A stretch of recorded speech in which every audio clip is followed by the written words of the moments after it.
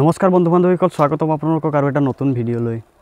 বন্ধু বান্ধৱীসকল, যোৱাকালি অৰ্থাৎ 1 এপ্ৰিলত মুখ্যমন্ত্ৰী ডাঙৰীয়াই বিহালী সমষ্টিত 23,000 মহিলাক মুখ্যমন্ত্ৰী মহিলা উদ্যমিতা আঁচনিৰ চেক প্ৰদান কৰিছে। এতিয়া কথাটো হ'ল যে বাকী থকা 125টা সমষ্টিৰ মহিলাসকলে এই ধন কেতিয়া পাব, এই বিষয়ে কি ক'লে মুখ্যমন্ত্ৰী ডাঙৰীয়াই আপোনালোকে সম্পূৰ্ণ ভিডিঅ'টো চালে গম পাব।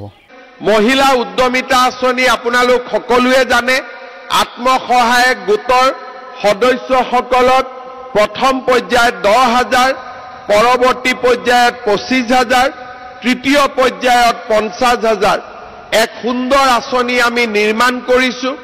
যোৱাকালি বিহালীত তাৰ আৰম্ভ হ'ল।